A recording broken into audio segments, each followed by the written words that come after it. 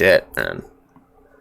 All right, this is I believe this is a straight up just visual novel. Like, it's in the style of an RPG, but it's similar to Disco Elysium in that it's a visual novel first. I will play I Have No Mouth and I Must Scram. Stay tuned.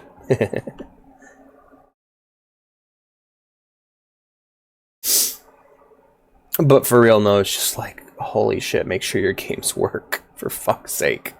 I appreciate that you're putting these out for free. That's really nice of you, but I'm either going to have a good experience or a bad experience. Please just fix it. Because honestly, a game being free nowadays isn't even that big a deal. Most games are free. Just drag that volume all the way down. And hey, can I actually use game audio this time? Ah? No! Hey, game audio, what the fuck is wrong with you?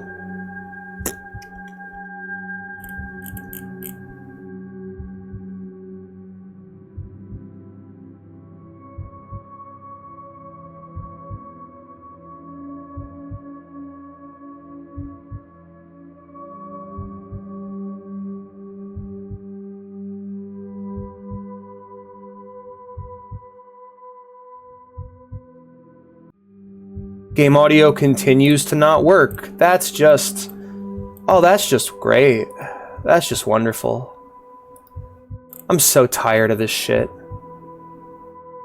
Back to it. Vampire the Masquerade, Heartless Lullaby. Still too loud. Oh, this is good. I mean, I know it was made at a game jam, so... I also know it is extremely short. So that's kind of what I'm looking for.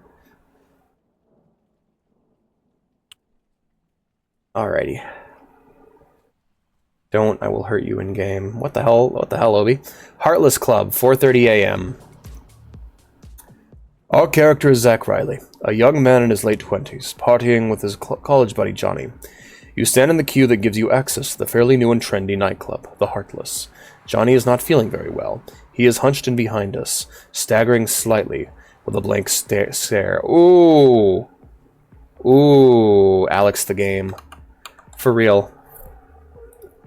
Thank you, guys. Man, I'm just winning today, aren't I? I just want things to go right for once.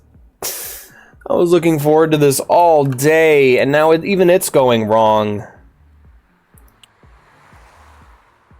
Are you sure you want to keep the party going, stud? Johnny trying to focus his gaze and blinking effusively. Of course, you bastard, he shouts as he raises the half-empty beer bottle in his hand. This has to be our big night. We have to get in however we can. Before Johnny finishes his sentence, you hear a loud snort behind you. As you turn around, you notice the bouncer starts to cross his arms and frown. Get the hell out of here, you fucking drunks, he shouts grimly. Press tab to highlight intractable elements. Oh, alright. Zach's inner voice. There's no point in trying to get another joint at this hour, and we're certainly not with Johnny in this state. We're leaving. When you turn around with the intention of leaving the queue, Johnny's face twists into a pitiful grimace. No, man, it's our big night. Stumbling, Johnny tries to block your way. I'm not moving. Zach's inner voice. You idiot. If I leave him alone, he'll end up in the ICU. One drink, Johnny. One, and then we're leaving. You idiot. Johnny's appearance is truly pitiful. The multiple stains on his shirt, wrinkled and unbuttoned, are a decadent reflection of all the excess committed during the night. His breath smells of the worst as absinthe. And although you've spent 1,000 raves together, you've never seen him like this. Yeah, I know. I can stop if I need to. Man, I don't know what it is about this time of year that just fucks with me.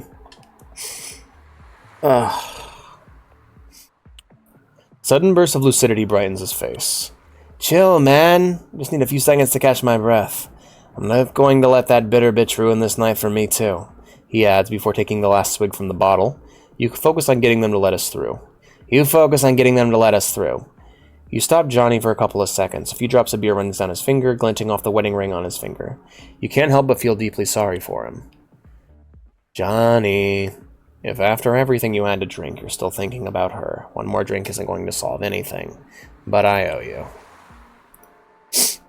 Oh, shit! We got stats! We got strength, manipulation, intelligence, dexterity, charisma, wits, stamina, composure, and resolve. Hell yeah. Alright. What else can we check on? Let's check out this garbage can. A trash can overflowing with papers and pieces of cardboard of different colors. There's not much to see around here. Behind you, you hear a loud stretching sound.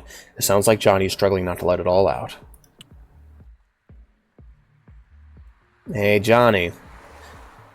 So today's meant for horror games. Kinda, yeah. I mean, the rest of this month is kind of meant for horror games. I have a big list of scary games you can play.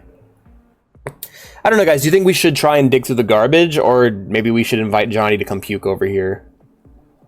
Because if he pukes in here, I don't think we're going to be able to get whatever's in the garbage. But also the bouncer standing right there.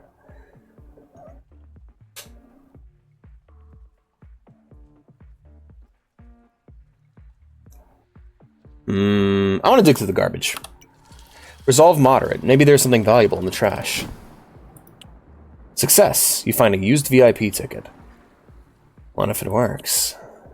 Hey, VIP ticket. Hell yeah. Hey, dude. A hulking disco bouncer scowls at you. As soon as he sees you approaching, he rolls his eyes and lets out another sigh. What do you want, scum? Don't you have a better place to drop dead?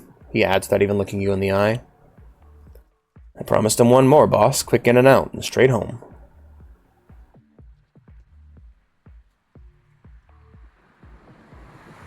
I promised him one more, boss. Quick in and out, and straight home.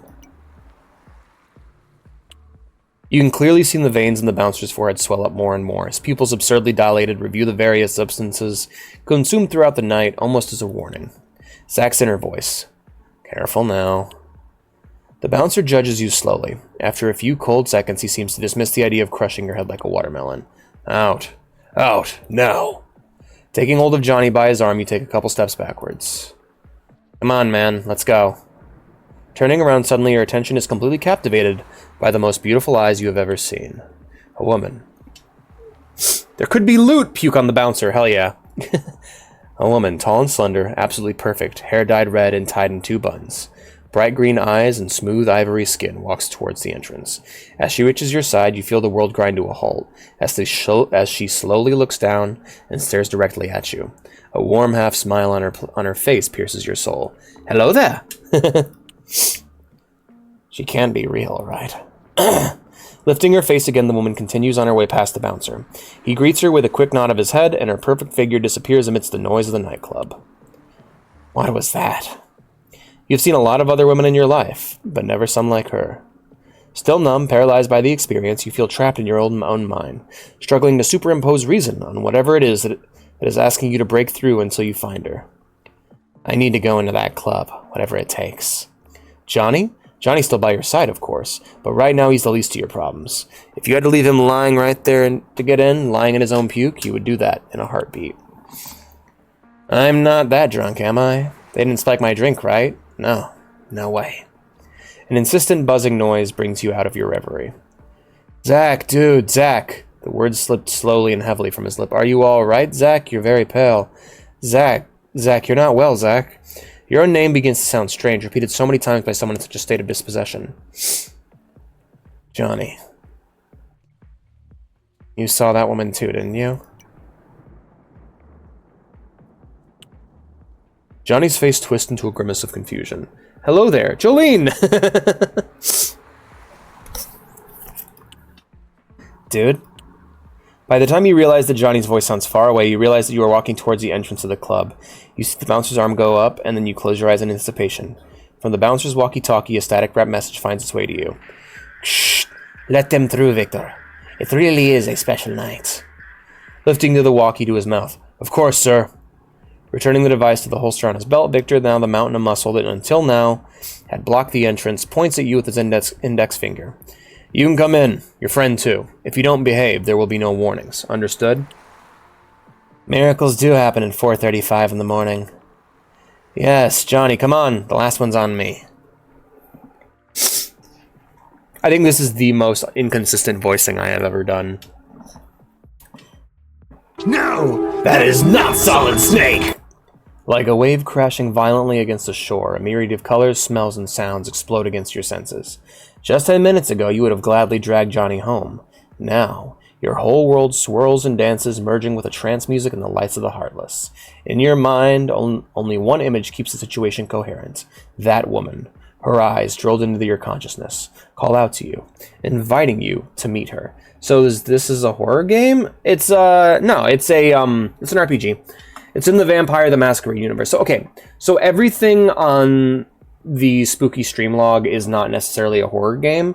It's mainly just vibe based. So if it's Halloween based, if it's about ghosts and ghouls and shit, then we play it then. Don't worry about other games. We'll play Stalker. We'll play Sims 4. They're gonna happen. The School of the Cat is a long-term investment. You're not here for instant gratification. I'm not just going to instantly play the games you want me to play unless, donations are made. That's a very special thing. School of the Cat is all about variety and long-term investment. I'm not entirely... Let me tell you this way. Let me put it this way. I am completely uninterested in playing your favorite games. I am interested in playing your new favorite games. I want to introduce you to games you've never seen before and that you will then fall in love with. And I want to introduce myself to games that I've never seen before and that I later fall in love with. Like a Signalis or a Stalker Shadow of Chernobyl, of just games I grow to love over time because I never would have played them otherwise. I normally wouldn't... My poor grandma gets jump scared by my face. Your poor grandma. Right. Johnny, pull yourself together, for God's sake. At least until I get her name. Johnny behind you seems to come to now that he sees himself inside the club. We did it, he said, shaking his head and wiping the corner of his mouth. I knew you'd get us in, Zach. That's why I like you. He pauses for a second and swallows what was probably a gag. I think it's too late now, but control yourself, okay? I wouldn't want to get our asses kicked out of here, man. Don't worry, for the moment I'm going to order something without alcohol. Water, for instance. The word sounds inordinately strange coming from him. It is possible that he has not touched a drop for days. I'm going to the bar, Zach, and when I'm a little bit better, we'll have the last one, okay? Sure thing, man. Walk around here while I'm at it. I've never been here before, and I like the vibe. And the people who seem to follow it, of course. Let's have some fun. Oh, am I playing as Johnny? No, I'm still playing as Zach. Have fun. Alright, will do. What's this? Shutter? It's locked, and there doesn't seem to be anyone inside. I don't need to leave anything behind either. Perfect. Oh, there's a thing here. Let's check that out. A crumpled piece of paper on the floor seems to have found its place among all the filth and trash decorating the dance floor. Does it have something to do? Does it have something written on it? Let's see. Unfolding it, you realize it is an attempt at a poem handwritten and crudely written.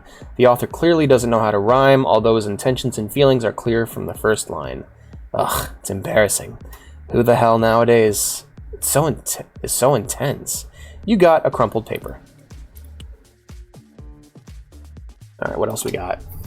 There's people over here. Let's go talk to the people. Hello, people! Before you, a couple converses quietly, blocking the exit to the terrace. With regal bearing and elegant attire, they don't look like the usual clientele of a club of this type at this time of night. He wears his hair slicked back and gelled, completely black, like his eyes. She, also dressed in a suit, has half her head shaved, with the other half descending into a cascade of pale blonde over her left shoulder. Both seem to understand each other perfectly over the thunderous music without a hitch. When they see you approach, their heads turn slightly, visibly annoyed by the interruption. Man in suit. What do you want, kiddo? What do you want, kiddo? The words slither slowly and venomously, sending a shiver up and down your spine.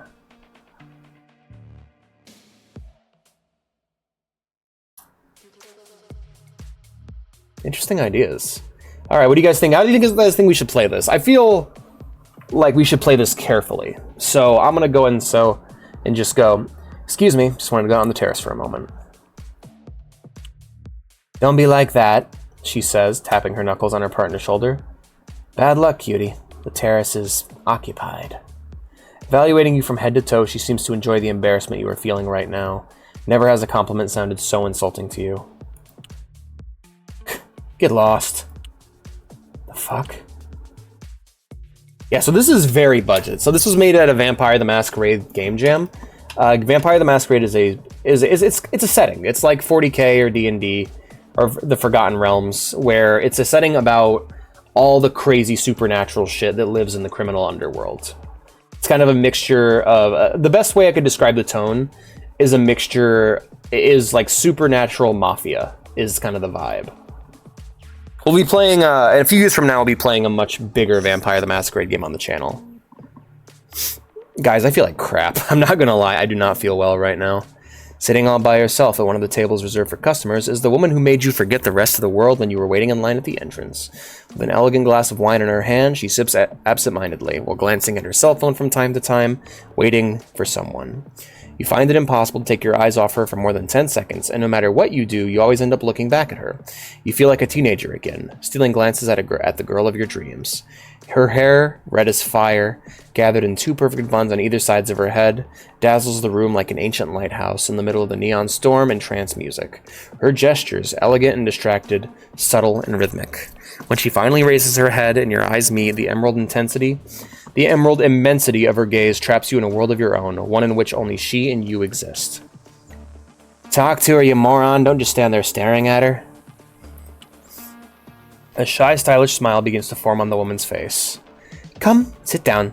If you keep looking at me like that from a distance, you're going to make me feel uncomfortable. Her voice travels through the air like a bullet, straight to your chest. You notice how your heart starts pounding in your chest with eagerness, almost as if it wants to escape, and before you know it, your legs are already on their way, and find yourself sitting in front of her, still struggling to discern if it is a mirage or not. Talk to her, coward.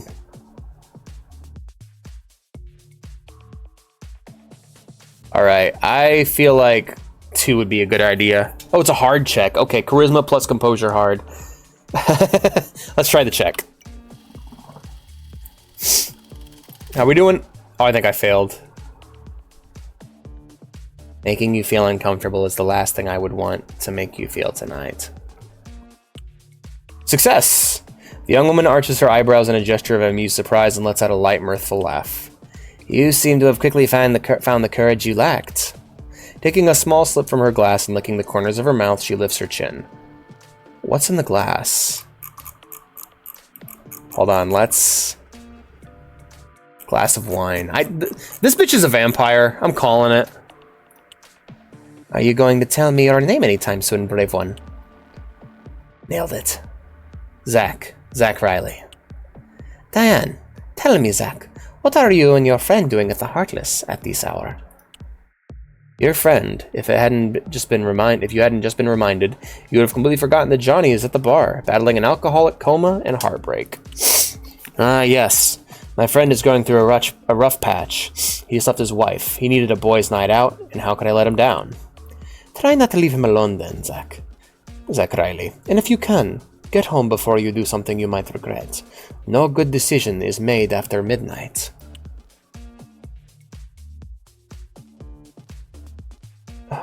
Alright, so we have... Ooh, that last line is smooth as hell. That last line is really smooth, I like that. Alright. Stream still going? Oh, I forgot to change the game over. I'm a fool! Sorry, guys, I apologize if I've been a bit short with you this stream. It's not your guys' fault. I'm just really tired and sick and just not feeling well. I think I might actually be coming down with like a cold or something. I'm only realizing it now because it's been like, man, my allergies have been bad for the last 4 days, and now it's like, okay, they're not going away. So I think I might actually be... I'm a damn fool. I should have treated you guys better, and I'm sorry. A fool you are. All right, I'm going to go ahead and go with 2 because 2 seems smooth. Okay, hold on. I got to make sure I get the right game. Heartless Lullaby. There we go. But yeah, no, I apologize for being short with you guys. I'm not trying to be. And I think Blue's advice is something I might take here in a minute and cut this out, and then we can play this. We can play this next week. If this conversation has been a bad decision, could we ever make a good one?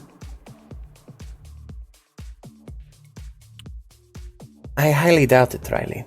But the thought of it's not something I would dislike. See you, handsome. Well, she's awesome. What a cool lady. I kind of like her. She's got a good vibe. Leave the DJ alone. I actually really like the art style. They did a good job with limited, like, you can tell this is a very, like, limited, low-budget style. But damn, it looks good. Like, right, this whole look is very poppin'. I recognize that symbol. Hey.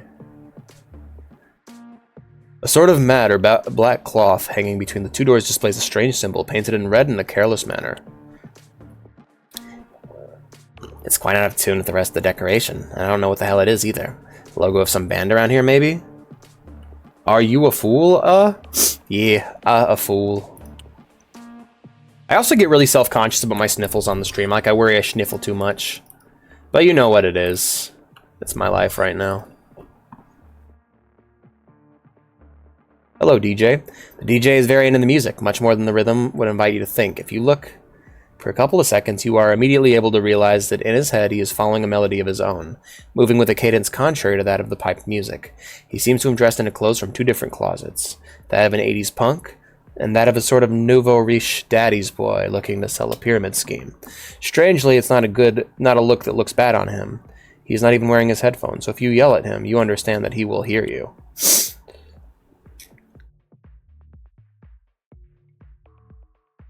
Okay, I don't want to fucking embarrass myself. Keep the party going, man. Keep the party going. Rock on, baby. What a cool DJ. All right, let's get down here. No, don't interrupt the DJ, right? It seems like a major faux pas. Like you're really gonna fuck the party up. All right, talk to the goth GF. Why did we get let inside though? Are we lunch? I feel like we're gonna be lunch. Oh, hello, stranger. A man hunched over a table, sipping slowly from a crystal glass, oblivious to the world. All of his clothing could be described as bizarre, reminiscent of a chozo. Reminiscent of a hobo with a high sense of aesthetics or a fashion designer in decline. In either case, his presence clashes tremendously with the place.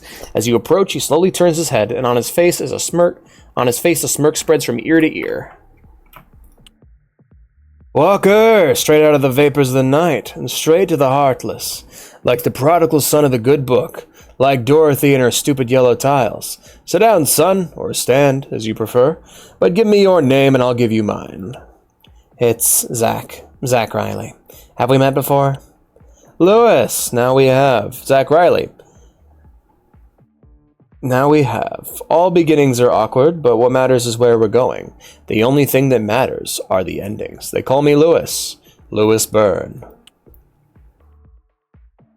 Nice to meet you, Lewis. Are you a regular here? Regular, of course. In every place I am regular, even if I have never been there. Oh, this is the poem guy for fucking sure. Oh, for real? I didn't even think about that. Good catch, Portal. But this place, oh, I know it. Oh, yes. I know it well. Even if it doesn't know me, I haven't introduced myself, you know? To the owners? No, to the Heartless. Owners come and go. Their ridiculous wars bury centuries of history under mountains of casualties. And when all the dust is settled, the only thing that remains is the place. This Heartless place.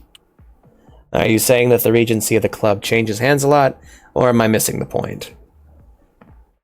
Lewis, taking a slow swig from his glass, looking at you straight in the eye. Oh yes, constantly. Leaving the empty glass on the bar, he gazes at the bottom of the vessel. Tell me something. Something tells me we'll soon see a new change, Zach Riley. I understand. I'm going to take a walk, okay? Sure, see you around, Walker. Don't get lost in the night.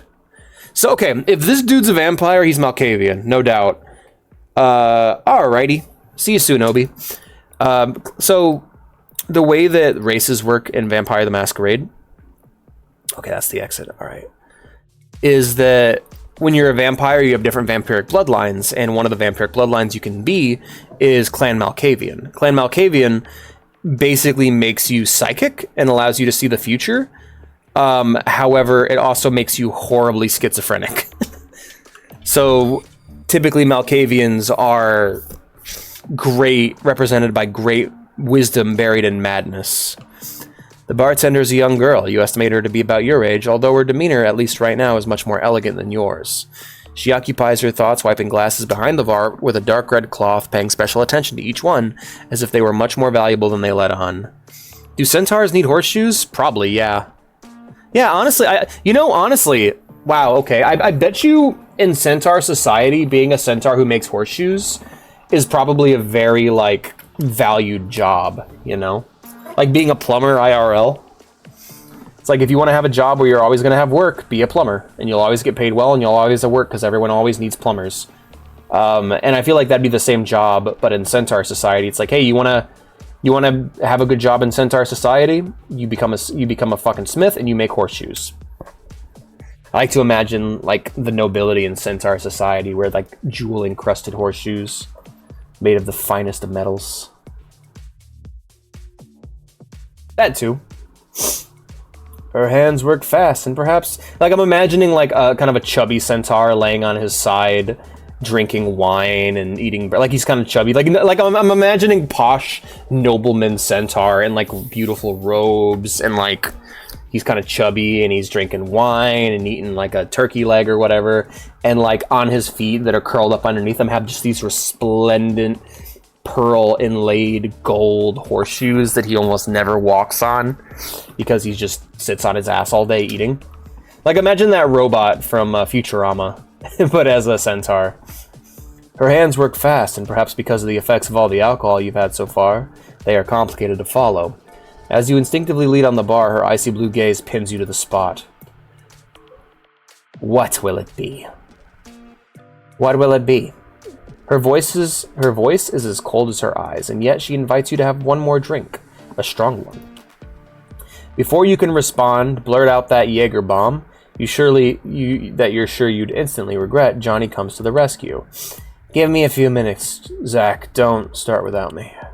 Sure, man. Chill. Going for a walk, and we'll take the last one, okay? No, absolutely not. No, because like a satyr could like sit like a human. A centaur would kind of have to lounge. Like, I'm imagining him, like, laying on his side and lounging. Do centaurs have double organs? That's a good question. I never even thought of that. Yeah, actually, that would make sense, right?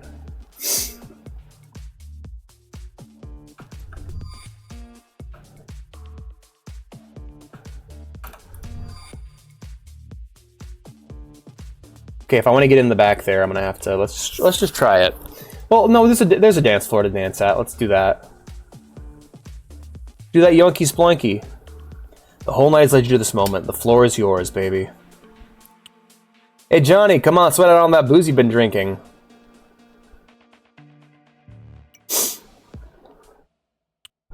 Of course! With astonishing agility for someone in this current state, Johnny dances to the dance floor and you both begin to sway to the decadent beat of the music. Oh my god. This is so goofy looking. Oh, Jesus Christ, don't look at that. We're a show, that's for sure, but I don't give a shit. This is great. For the first time in the entire night, you feel liberated. 2 rib cages, right? 2 hearts. Really, the only thing that you don't have double of is a brain, or a throat, or a larynx, or teeth, or a skull. So pretty much, yeah, they'd have... So they'd probably be able to run a lot longer and a lot faster and a lot further than horses because they have 2 sets of lungs, man. 2 hearts.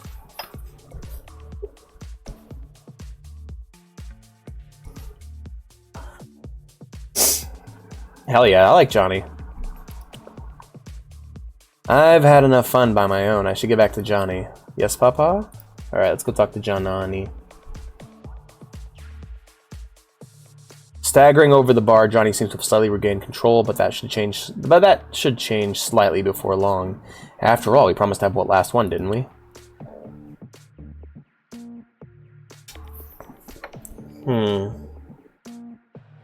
I guess the idea is that the two hearts would be connected and the lungs would feed blood into the hearts. Johnny, looking good, man.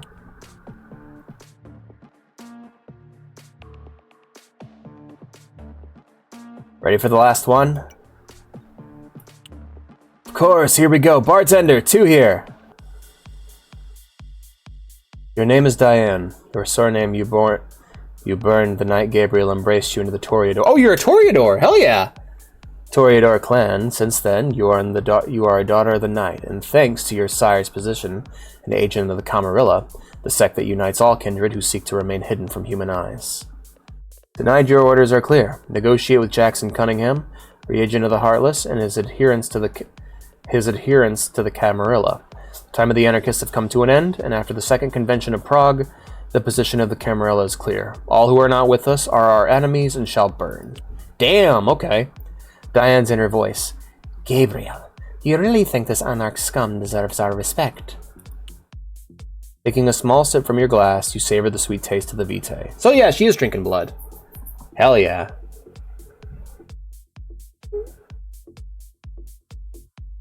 Down near the schlong where it matters. Christ. Yeah, it powers the... Yeah, I feel like it would be dedicated to each organ, you know? So, like, the heart would fuel the lungs and the arm or the upper torso. But neither... Like, the idea is that they have both organs, but they wouldn't have to work as hard. So, like, the lower heart would never have to pump blood to the brain. And the upper heart would never have to pump blood to the horse legs or the loins.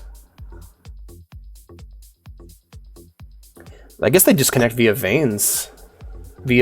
Like there'd be... Like, I'm guessing cutting a centaur hat in half would be extremely bloody. It'd be similar to cutting someone's head off, because the two hearts would just connect via... via a tube. A heart tube, like veins and shit. Arteries.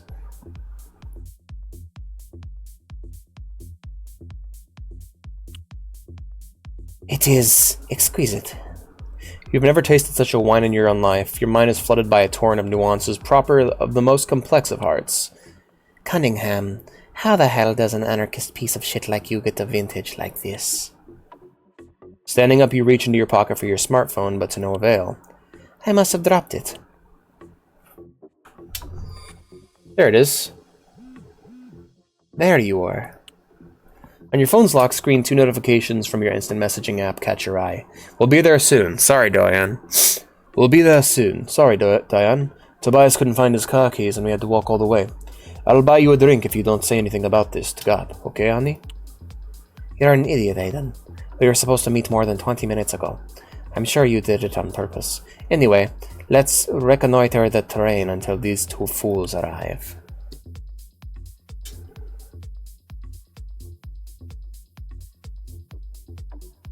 I don't know, man. I'll be honest, I'm just winging it at this point. I don't fucking know centaur biology, or I barely know human anatomy, much less horse. Maybe I could just wait for my coterie here. No, I should investigate some more. See what these freaks have here. So yeah, in the world of darkness, there are many different game types you can play. This is based off of a tabletop. Oh my god, your face. Oof. Oof, your face. You look rough.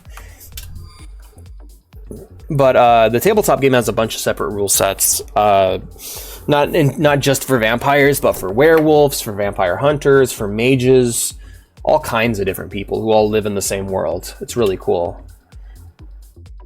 Yeah, basically just human plus horse, and then you'd think about the nuances. Auspex heightened senses, a faint, almost imperceptible trail of blood. Something or someone has been dragged along the floor while bleeding. The trace comes from inside the cloakroom, but someone had gone to great lengths to try to erase it. Fuck you. You come down, disciplines. Hell yeah. Presence, auspex, and clarity. So yeah, the way these work in the tabletop game, as far as I know, is, yeah, you have your basic stats. And I'm guessing you have these for all different races, but when you're a vampire, you get these special bonuses.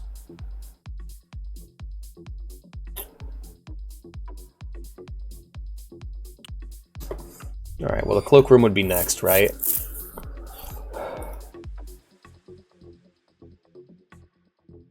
Yeah, I guess the idea is that the second lungs would just... So, like, basically, it's the same amount of power that a horse has, but not applied to...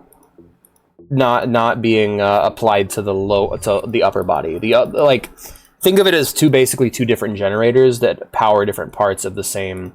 Or two different batteries that power different parts of the same machine, but the machine is biological in nature.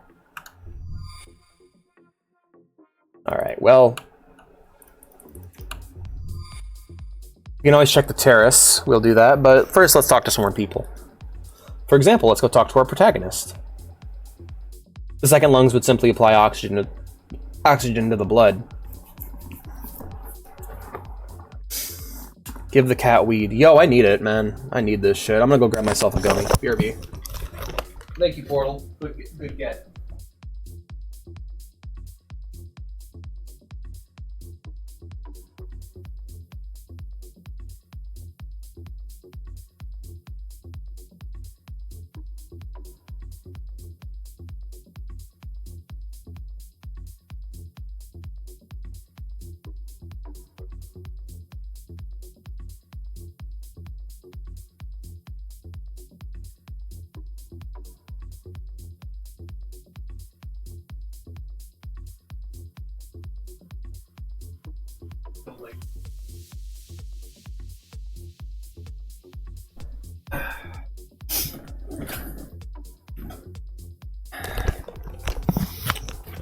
Well, do you want to know the actual reason behind centaurs?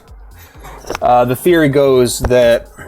So the reason why Greeks used chariots is because horses at the time... We hadn't quite figured out horse breeding yet, so horses were actually not physically strong enough to carry people. And so the idea is, the first time the Greeks saw mounted warriors in combat, they couldn't tell where the human ended and the horse began. And so they created artwork of when the poets came back to Greece to tell stories of the battles, they described the connection between man and horse, and that's what created the centaur.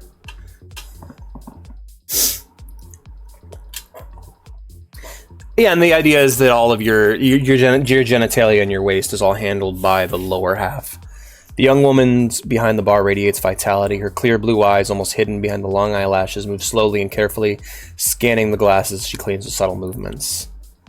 Your bosses don't just pay you with money, do they, sweetheart? Under all those layers of cheap perfume and booze, I'm getting traces of your last drink. A ghoul waitress. Save some troubles, of course. Poor soul. How may I help you tonight, miss?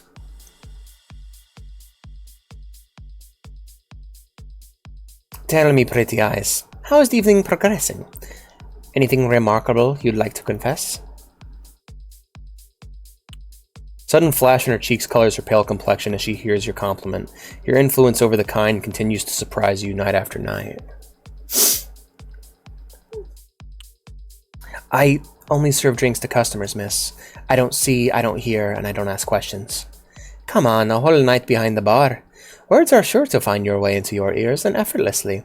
I dare say, those who frequent these places rely on the drink to whisper the darkest truths to the most innocent ears. I might get into trouble, miss. Presence straightforward. No one needs to know. Tell me, what ails you tonight?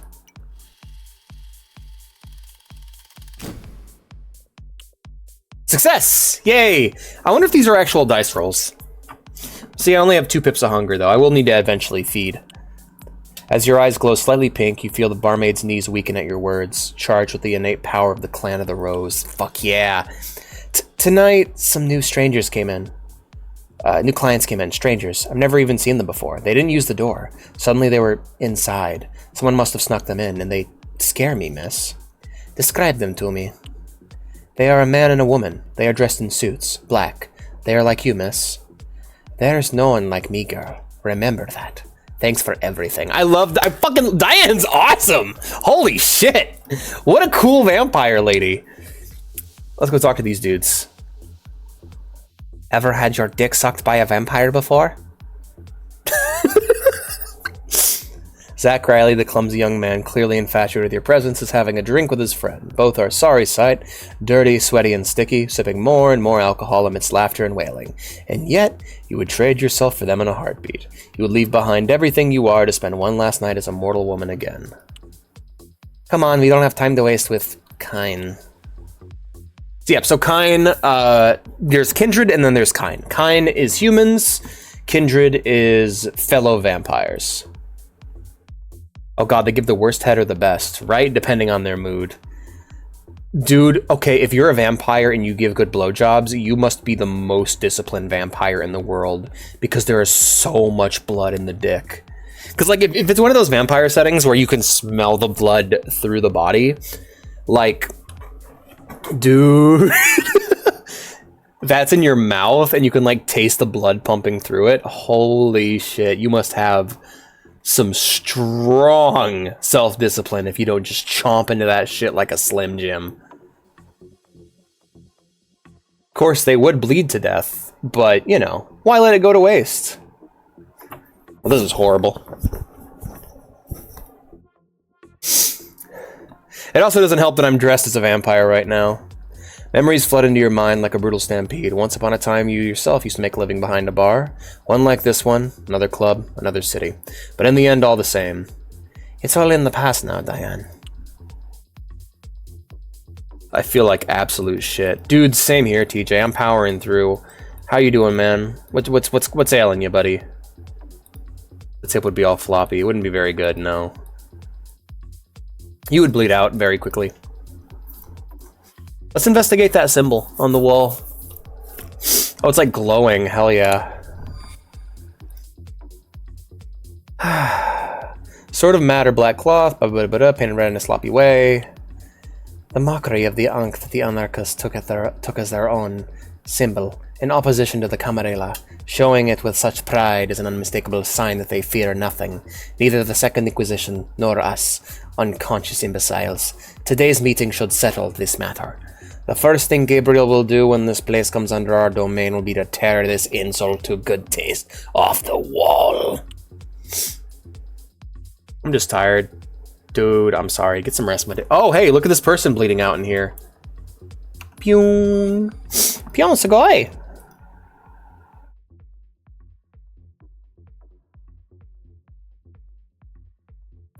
Let's even get through this threshold here. Yes. Yeah, there's places out here. God, her hair looks kind of good. The window leading into the cloakroom is completely smashed. Someone has tried to fix it in a hurry with a few wooden planks, making a mess of it. There's no glass on this end. They're all inside. The window was blown out from the outside from here. I could try to remove the boards and see what's inside, but I'm probably going to screw up my manicure.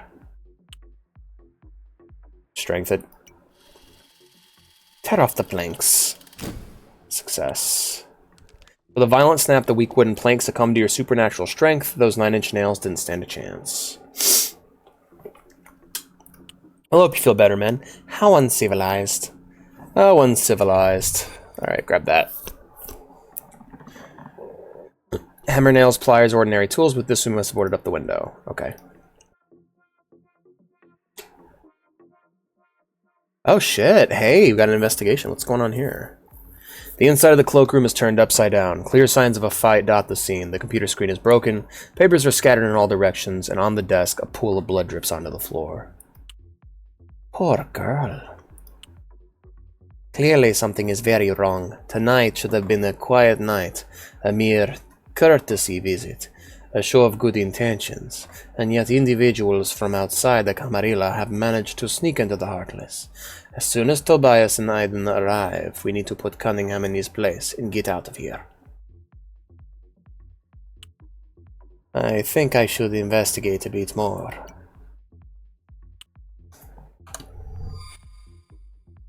Poor girl. How did we know it was a girl? Okay, right then. Well, let's go open this door. I saw like a literally a bleeding body outside, so let's go make some more conversation, you know? This is one of my favorite things to do in these kind of games, is like discover the shit they want to keep hidden and then talk to everybody as if you have no idea. So let's go talk to these people, see what they have to say. Because they're clearly doing some dank ass shit back here. Oh yeah, okay, so the Masquerade, let's talk a bit about that.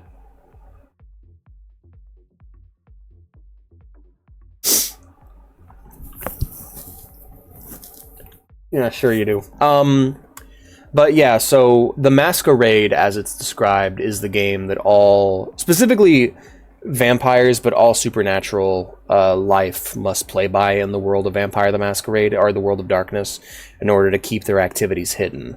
The reason being is it's a reality that vampires acknowledge, is that though individually vampires are stronger than humans, collectively the humans would wipe them out. So in order to preserve their existence, they must exist in secret. So if they feed, they must feed in secret, they must take action that's necessary to preserving the Masquerade. Even people like the Anarchs, who normally are like, man, fuck the rules of the Vampire Council and all that shit, are beholden to the same rule of the Masquerade because they just acknowledge that it's a good idea. What'd you just say to me? So you can't just go around killing people is a big one. You just can't go around offing humans. You can kill other vampires because they just dissolve. I mean, it's discouraged from you killing vampires, but if you need to kill a vampire in self-defense or a human in self-defense, do it. That's when it's justified. But if you need to feed, you're not supposed to kill people. Don't kill people by feeding, because it immediately draws attention to you. Killing other vampires and humans in self-defense, however, is fine as long as you do it with guns, bullets, knives, fists, that sort of thing. Who you call him Pinhead? At least that's my understanding from listening to LA by Night and playing Bloodlines. An elegantly dressed couple quietly sips wine from fine crystal glasses. Their attire is wildly out of keeping with the atmosphere of the club, and their regal, sinister demeanor unsettles you. Auspex heightened senses. Their heart does not beat, they do not exhale when they breathe, and their skin is morbidly pale. Kindred, no doubt. Who the hell? When the couple notices you, they turn to you with marked arrogance, begin to size you up from head to toe, their brazenness so obvious it hurts. He nods while grinning an unpleasant smile. She tilts her head rhythmically from side to side, tapping her lip with a finger. Well, well, look what the night has dragged in. Be careful, lest you scare her. Come here, little bird. Sit with us. I'd rather stand. See what you've done.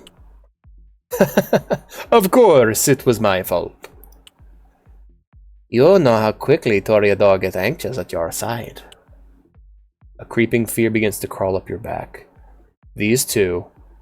You are all alone, facing two perfect strangers, Canaanites. Canaanites, no doubt, and knowledgeable about your clan. Who knows what else they know? Canaanites. Okay, so... Vampire the Masquerade lore drop. In the world of Vampire the Masquerade, the very first vampire was Cain, the biblical Cain from Cain and Abel, who was cursed to consume his own children for the foreseeable future as a punishment for being the first murderer. Cain had many, many children, and those children each contained a vampiric bloodline. Let me see if I can list them all off. So we have Toreador, we have Malkavian, Nosferatu, Canaanites. Canaanites are from New Canaan in in New Vegas. But yeah, basically there are vampire bloodlines that are all based off the children of Cain, and each vampire has their own special abilities and shit. Our main character is a Toreador, meaning that they have a power of seduction over others. They can intimidate, they can seduce, they can persuade. They're very, very strong manipulators. Think of them like the Bene Gesserit from Dune, if you need another comparison. Have we met before? Not directly, no. We don't hang out in the same joints as you. And yet here you are. In your head, that sentence sounded much more confident. After you say it, you feel a tremor at the back of your throat. It's been a long time since a presence has disturbed you like this. Check it out. She's not only pretty, she's smart too. Here we are, yes, and we're not planning to leave anytime soon. Are you sure you don't want to sit down, beautiful? No. Silence that fills the room could be cut with a knife. The couple's eyes fixed on you seems to want to pierce you and discover what lies deep inside. After a few eternal seconds, the man starts talking again. Have you tried the wine, girl? It's very good, although over my taste. Drinking it out of a glass makes it lose... What's the word? Sentiment. That's it, sentiment. Although, it's fancier. That is true. Since Gabriel introduced you to the Canaanite society, you have set out, seen hundreds of different kindred, and yet, you would not be able to guess the clan these two belong. The arrogance of the Ventru, the elegance of the Toreador, the eeriness of the Tremere. You're very quiet, pretty thing. You haven't told me your names, your clan, nor your sect. Why is this angle reminding me of The Sims? Oh god. Hi, edgelords, how's it going? Kill Deft Chlorophyll now! I'll get him, don't worry.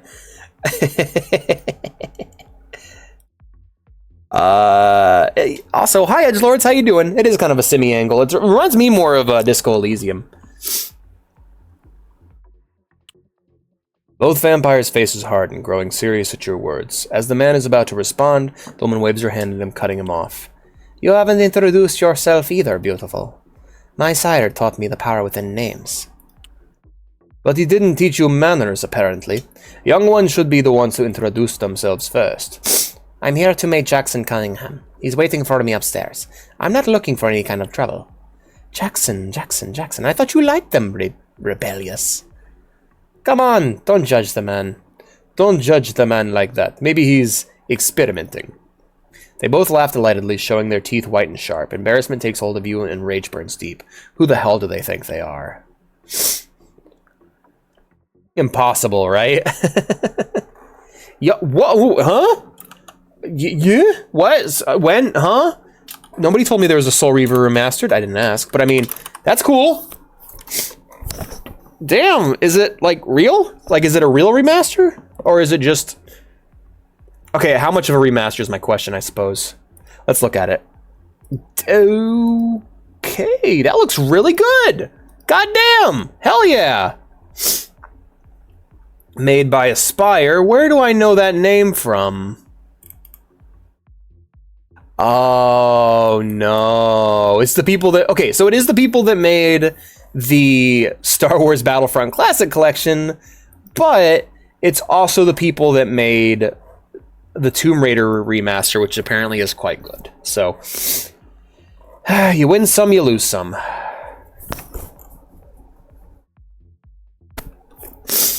GOG, it's real. Yo, that's awesome. What's up, Port? I'm gonna stay quiet. I don't feel like risking starting trouble.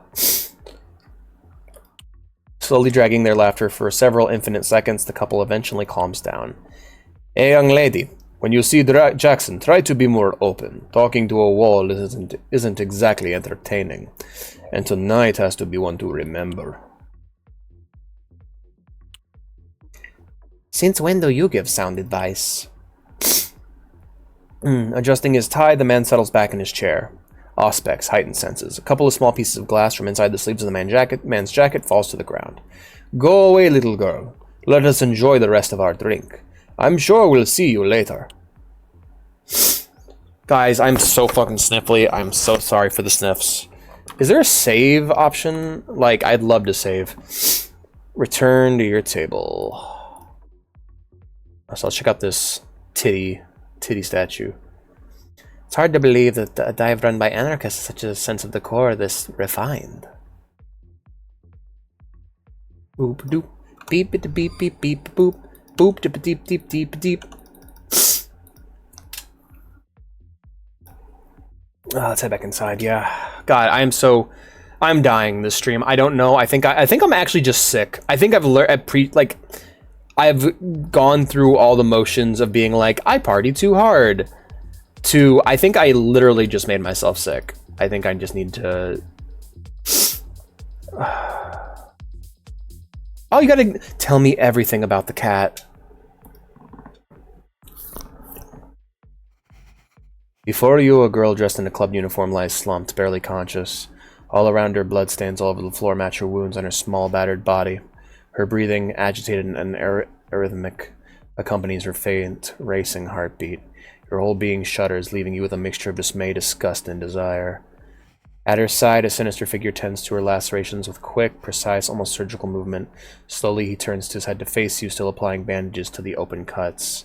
His eyes hidden behind round, red lenses. Her unnaturally pale complexion confirms what you knew the moment you set foot in the bathroom. Kindred, when you opened your mouth about to ask what the hell was going on, the girl's eyes widen. "They're coming for me! Help! Help me, Kristoff!" The spectacles man turned his face to her again with a gloved, slightly blood-stained hands, twirling his mustache, oiling it with the... What the fuck? Oiling it with the young woman's vitae. "Easy now, my young vine. No one else is going to hurt you tonight." Turning his dark gaze to you again, his words descend slowly, dripping like the blood from the girl's wounds. "As long as I am here, no one will harm the harvest." What the... Get me out of here, Kristoff! Get me out! Holy shit, I kinda did it, didn't I? Oh yeah. Tell me all about your cat, though. Her plea is interrupted by the man, who with a deft gesture injects a vial into her arm. "Sleep now, my dear. Fear is an awful shade." What is going on here? "An unfortunate incident, young Rose. Nothing more." Behind the injected drug effects, the girl seems to be struggling to express something. They've been... Who did this to you? Shh. Enough, Mankur.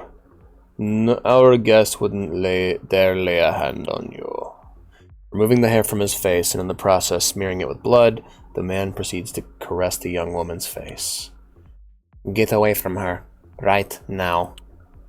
"She will die without me, and there's a price I am not willing to pay, young Rose." "I'm cold, Kristoff." Taking another vial, a very small red one, Kristoff uncorks it and holds it to the girl's mouth, murmuring something. "Dear." His name is Max. Tuxedo Cat, hell yeah! Even though you're supposed to give them a month to get used to a new place, she has been the cuddliest cat ever. That is awesome! Nope. Sidorovich voice. "Drink, my sweet wine. The storm has been hard on you, but I am here." "Who are you? And who has done this?" "You already know my name." Tenderly caressing the girl's head, the bespectacled man turns to you. "I am the Vintner, the keeper of all heartless souls, and like my forefathers before me, I promised them eternal life. I am the one in charge of turning the water of life into wine, and I take care of my garden." Oh, that's great. I love that. You're the domitor of all the ghouls of the Heartless. Ghouls that you bleed, then bleed to make wine. I trust your appreciation will not become an accusation, young Rose. You know well the criminal beauty of our existence. And I am not an animal. I never harvest an unwilling vine. That is why the vine is so exquisite. It is not tainted with violence. Really? Because this girl looks like she had the shit kicked out of her. So are you going to tell me what happened here? A very unfortunate incident with some extremely unpleasant clients. You're lying. I assure you I do not, ma petite fleur. And are your clients always like this? The man's face darkened and his expression tightens into a grimace of disgust. Not until now. From tonight onwards, who knows, my poor vines.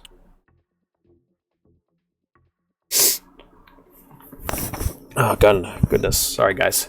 Tonight there should be only one change in the shithole. The new regency of the Camarilla. And these kind of things would never be done by an agent sent by the prince. Someone else is making a move for the Heartless. If you are finished judging us, I recommend that you go back to the bar and wait for the rest of your party. Cunningham is waiting for you upstairs. Yup, that was, Fiduct. Filled to the brim with all kind of vials, pills, and sachets. Yep, so basically, yeah, she's like cattle. Like cattle. Aaron getting pissed. Thinking about it makes me want to vomit. Okay. Well, let's go ahead and work on our drink then. Maybe I could just wait for my coterie here. Hiccups. Yes, I don't have the desire to look around this filthy place any longer.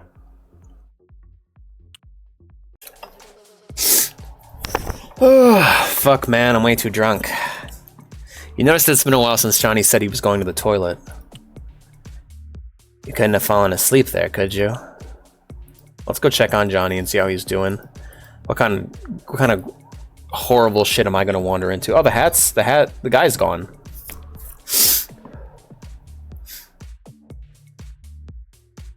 Top hat, old and worn out, lies abandoned on the table. The guy who was here earlier was wearing it. Where did he go?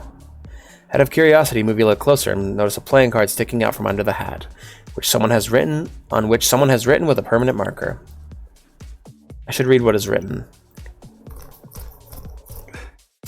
Yeah, this is a fucking vampire-ass vampire club.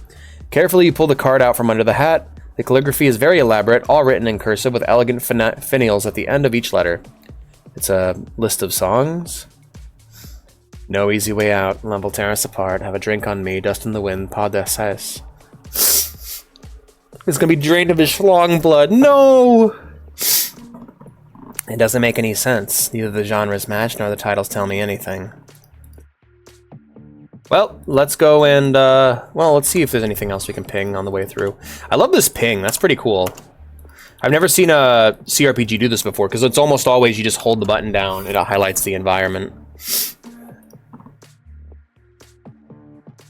Your gaze slowly sweeps over the table where Diane was a while ago. Since you joined Johnny to take that last one, you haven't seen her again. You can't help but feel a pang of grief at the thought of never seeing her again. Aww. I could have at least asked her for a number. His schlong. Fine boom. Blood. Well, let's go check on, see where Johnny is. Okay. Oh, wait, cab, I see. Yep, that sounds about right. We're probably in Cali. A flickering light comes from the garbage can. A flickering light coming from the garbage can catches your attention. It's Johnny's cell phone and his wallet. What's this idiot doing? The dude's dying, most likely. A dusty grill lets a weak current pass through.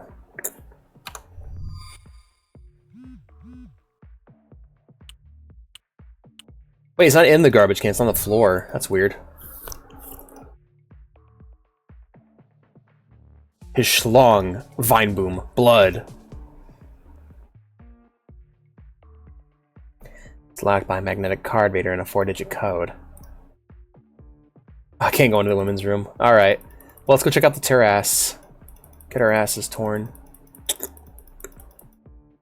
Okay, I need to explain that. I can't just say that and then not explain it. Okay, so apparently the French pronunciation of terrace is terrace.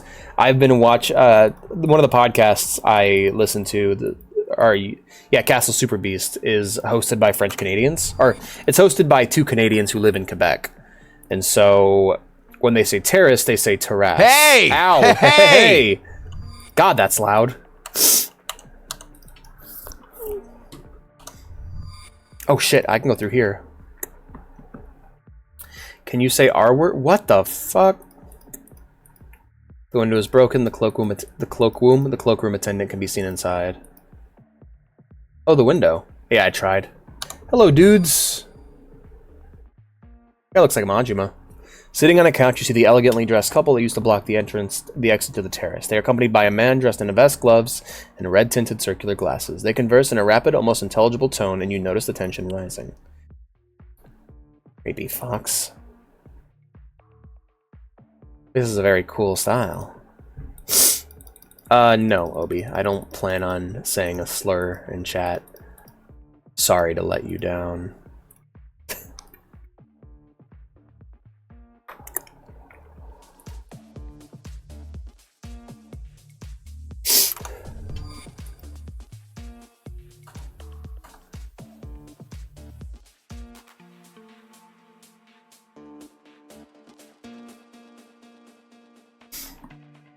You don't know if it's due to the effects of the alcohol, the hours, or how long you've been watching the young waitress pour you drink after drink, but you say she's getting prettier by the minute. Another one, Zach Riley. Terrible combination of your full name enunciated with such an icy tone makes your goofy face come off in one fell swoop. No, sorry. Have we been introduced? No, but you and your friend have made this bar your personal confessional. And don't ask me why, but you refer to each other by your full name. Sounds like something we could have done. I'm sorry. I really am. Don't bother. It's part of the job. You wouldn't know where Johnny is? No. No and nothing more? Your friend yelled at you that he was going to the bathroom, but that was a while ago. Fuck.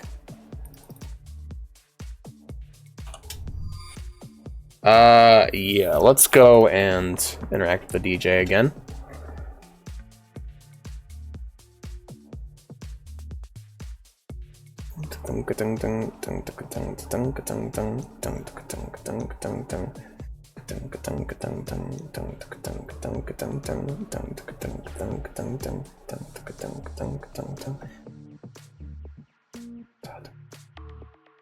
Dude, I feel like crap.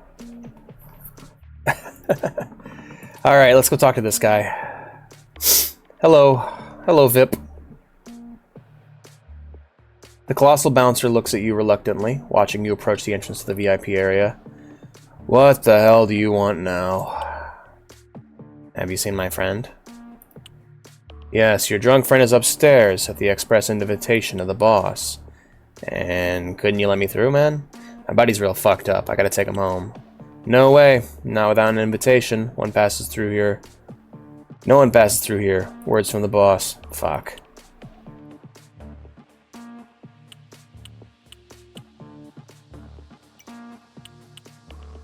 Alright, now we need an invitation. Hello, sir?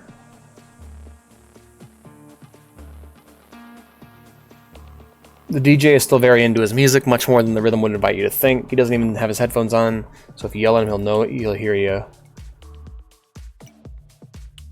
Shoo! Sudden shout starts you start, but the DJ smirk reassures you.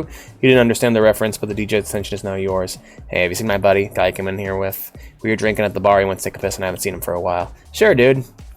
Sure, dude, he went and accompanied the VIP zone. He looked out of his mind. Fuck, what the hell is Johnny doing there? No idea!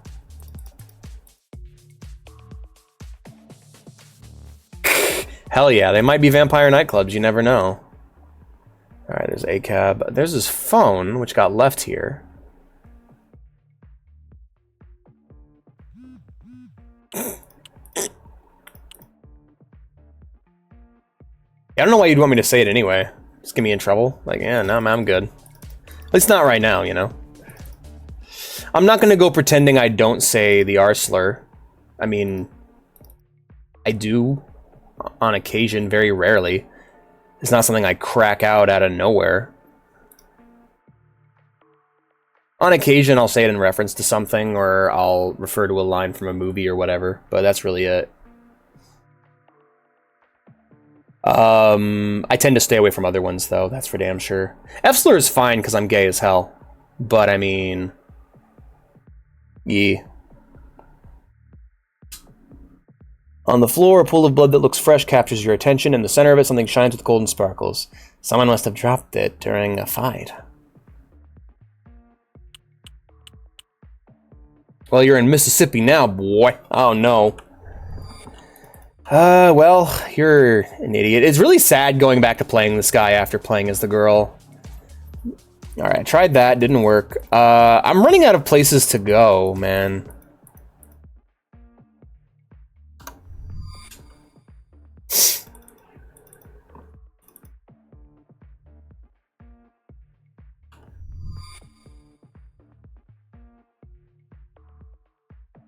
Oh, hello. The cloakroom shutter is up. Behind you is a young woman who watches you shyly. When she catches your glance, she startles slightly, and with a shy smile turns to you. Oh, the tabler. Do you need something, sir? The girl appears to be a couple years younger than you. Her smile is strange, artificial, her movements slow and clumsy. You notice her wrist is bandaged. It looks like a recent cure. Her eyes convey a confused, tired sadness. Hey, I'm sorry. I know this is none of my business, but is this yours? The description of the young sweetheart fits you. Oh, that. Taking the paper from your hand, she can't help but blush as she opens and reads its contents. Her cheeks grow redder and redder to a comical point. Tucking her hair back behind one ear, you notice her right earring is missing. That idiot. Excuse me, can I tell you something? I'm all ears. See that bouncer over there? The one in front of the stairs leading to the VIP zone? Yup. Don't tell me that gorilla has. Yup, he wrote me this. But he didn't have the courage to give it to me, the coward. I saw him approach my stall at the beginning of the evening with something in his hand, but he turned away before he got here, and since then he hasn't come near me without even to say hello. Are you two dating? Immediately the young woman's face turns completely red. No, I mean nothing serious. Well, not at all. Yes, but no, it's complicated. Come on, woman, it's not that big a deal. If he has written this to you, he seems like serious, and you seem to like him too. Yeah, I mean, yeah, I like him, and I owe him a lot. He got me this job, you know. I wasn't in a good place for my life. I felt like everything was ending for me, and he brought me here. He saved my life, so to speak. I'm really happy for you. For both of you. Good luck. Thank you. Alright, what say we go talk to him, and see what we can do with that, Yeah, he only has human skills. Yeah, I investigated the table. He just says that he's sad that he didn't talk more to the vampire girl.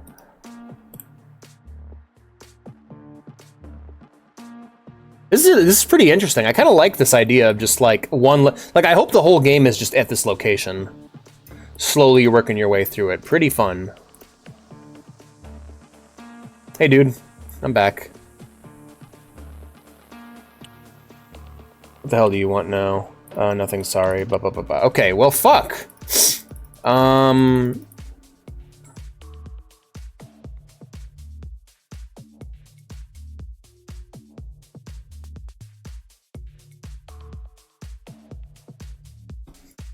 I guess we can just try and leave.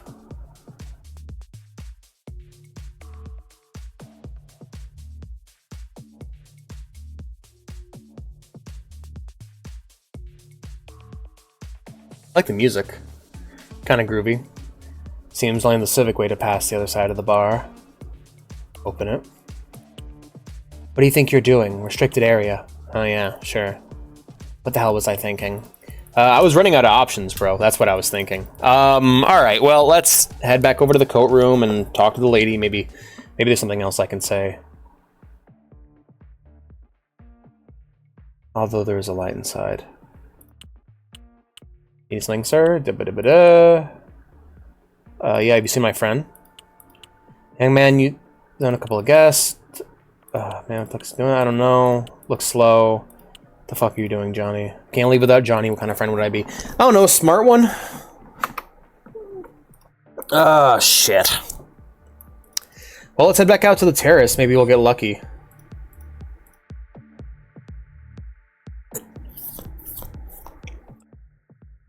Hey, maybe I can talk to this guy. Alright, creepy fox. Got it. Maybe I can sneak in through the window. No! Yay! I'm being stonewalled super hard here. The toolbox. Yeah, maybe the toolbox.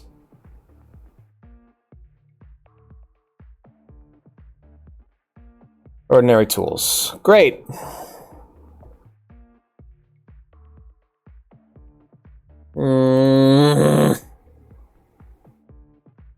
I'm getting fucking stonewalled over here, you guys. Shit.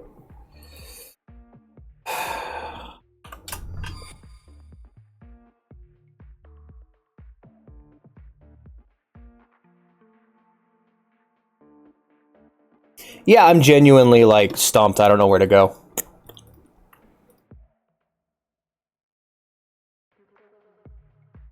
I'm not translating that.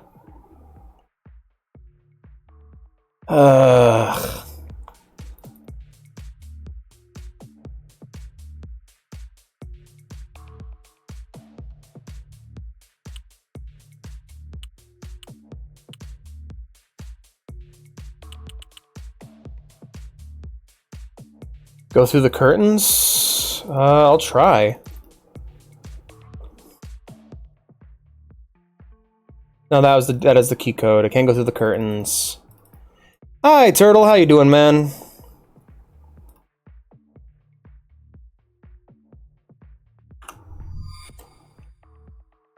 On the floor, a pool of blood that looks fresh captures your attention. At the center of something shines with golden sparkles. Must be from the cloakroom girl. I should pick it up. Ah, cool. Golden earring for the cloakroom girl. So yeah, this is like a graphic adventure game right now. How you doing, Turtle? Good to see you.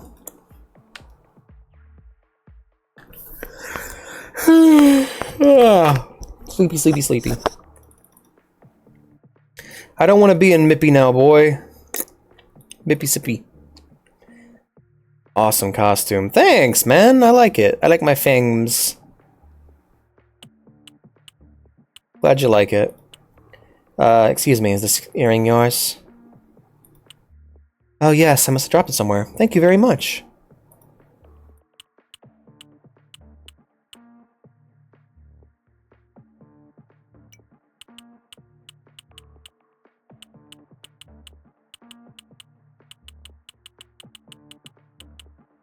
So now what? I don't get it.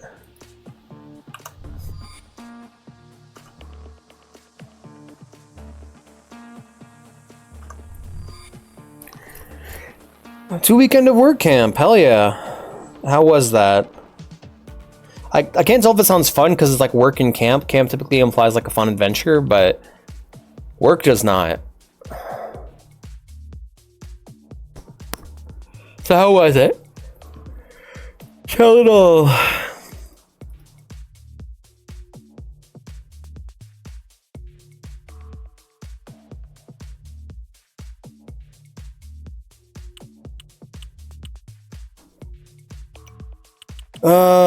Come on, man.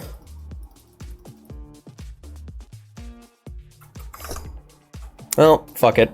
VTM Heartless gets into VIP.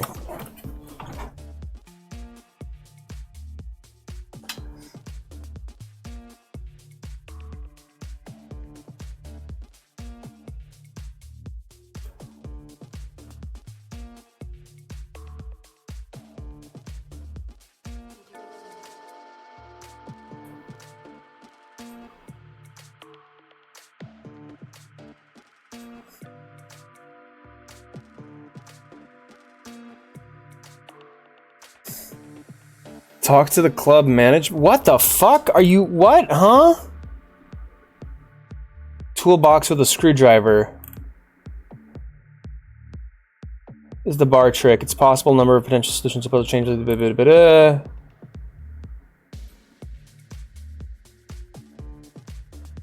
Take the left on, loop down, live locks in the dark area.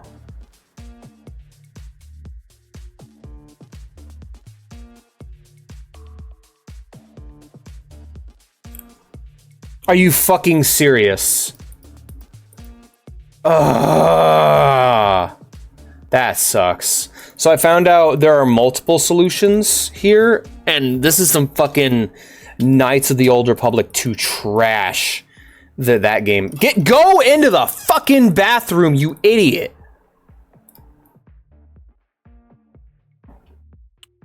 Good. Now get the golden earring. Fuck this. That pisses me off. So, the gold earring, you don't give it to the girl. Apparently, you're supposed to give it to the bouncer, and he'll leave the door to take it to her.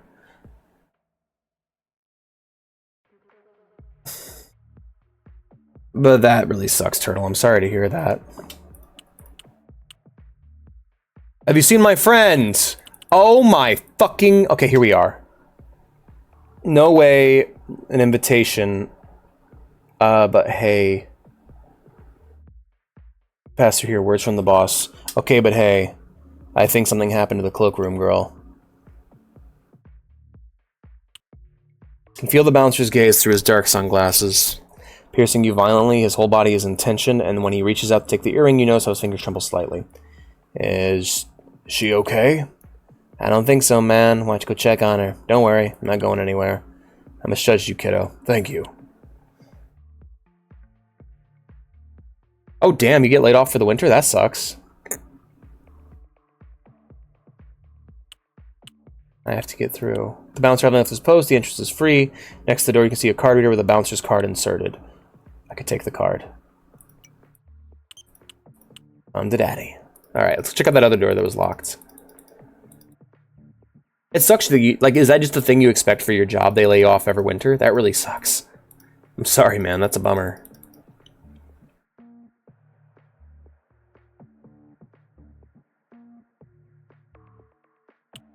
Four-digit code. I need to learn the code first. Okay. Fuck. You know, I need to, like... I need to be willing to do walkthroughs quicker.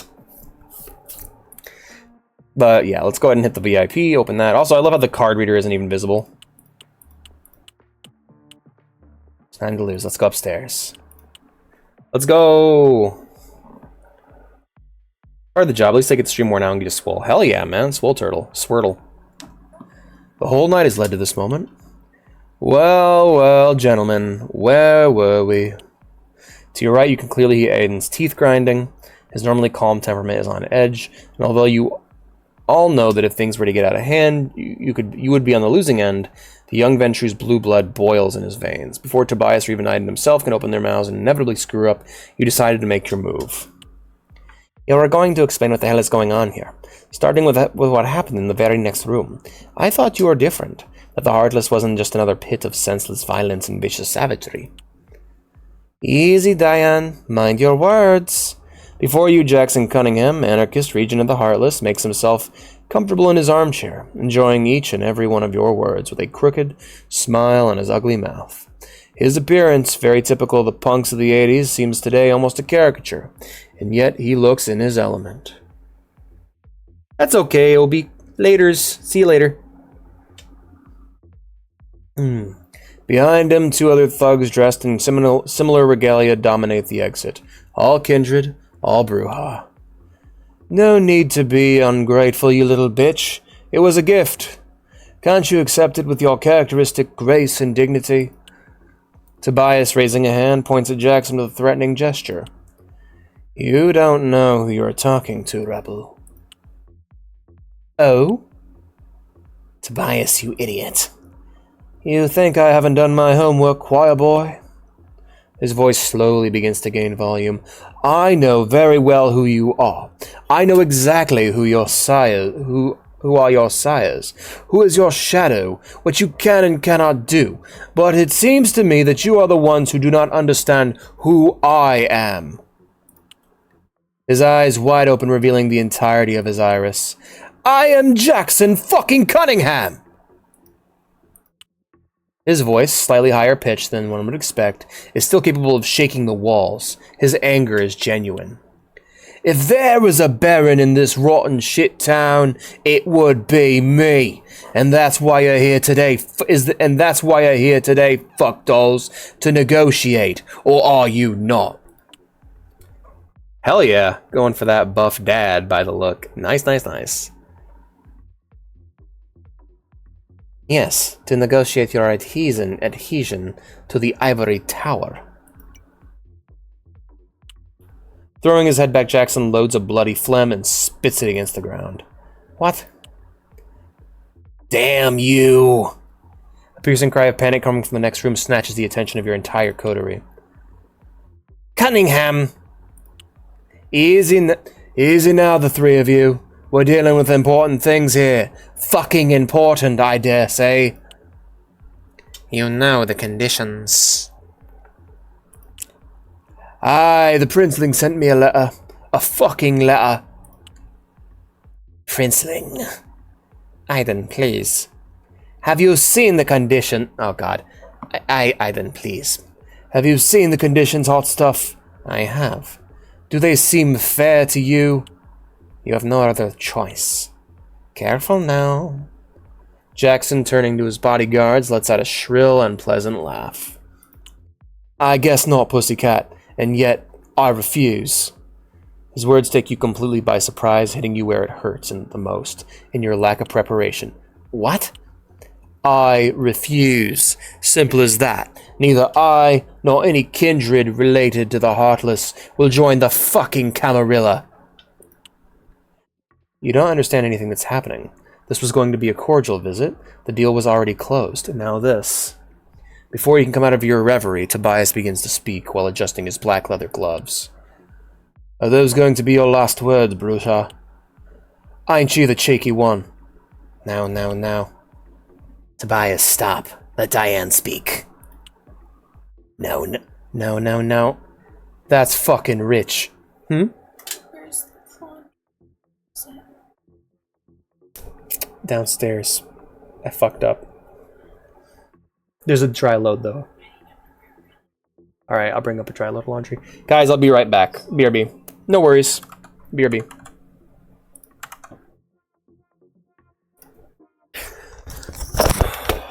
Fuck. I'll go. It's okay, I should. The stream.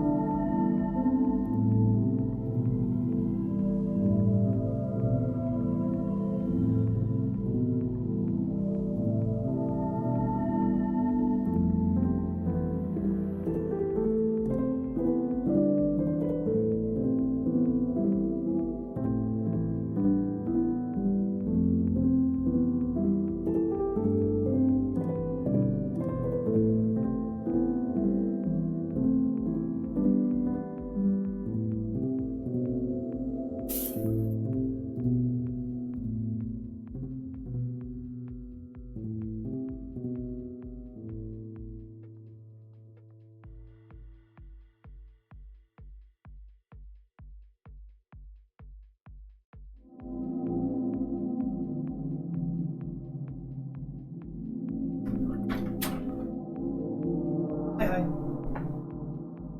No worries. It's my niece. Yeah.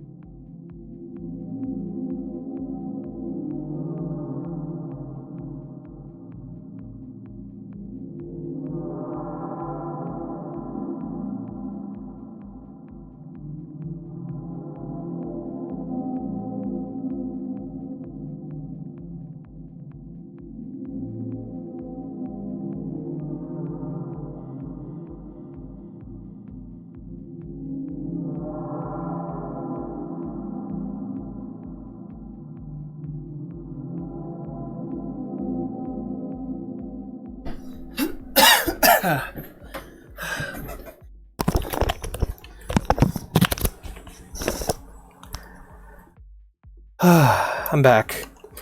Hello, friends. Sorry about that. I had to do laundry. Look damn good as a little vampire lady. I haven't really had that much chance to look at my own model. The Pikachu wall. That's fucking rich. The Ventru and the Tremere at the service the delicate Toreador. Speak, child. The prince will know about this, and you do not have enough men to win a war. Before anyone can say anything else, a second scream of pain from the next room catches the attention, followed immediately by a resounding thud against the wall. How old are you lamb supposed to be? You are young, very young, and yet look at you, knee-deep in cult shit, wars, and whatnot paraphernalia. You have no fucking idea what this world is like, and yet you claim it for yourselves. Oh no, not for you, for your sires, for your princes, for those you suck their dicks at the expense of what important title, and for what? So you can strut around the Elysium? The Heartless will never join your farce. We can attack.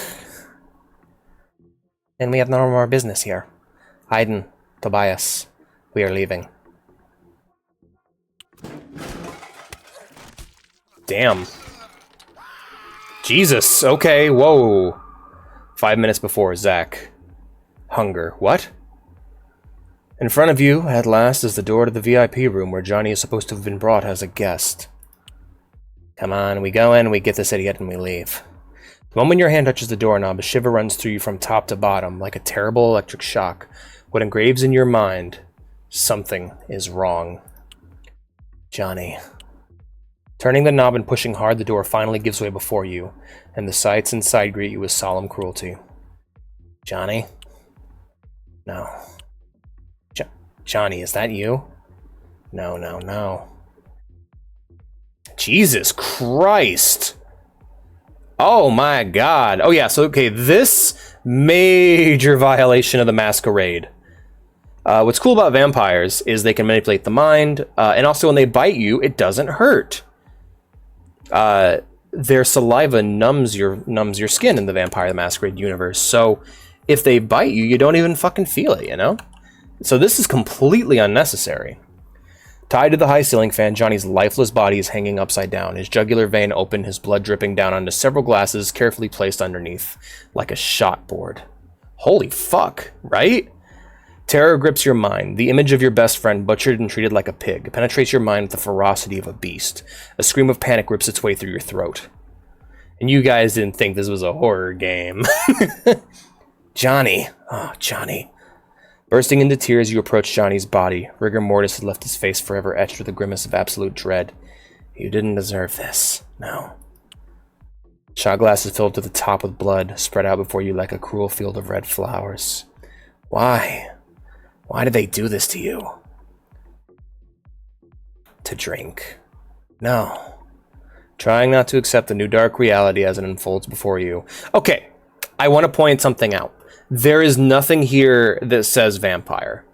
Now, unless you know that vampires exist, like if you walked into a room and you saw this, you wouldn't think vampires. You'd go, ah, shit, cannibals, you know?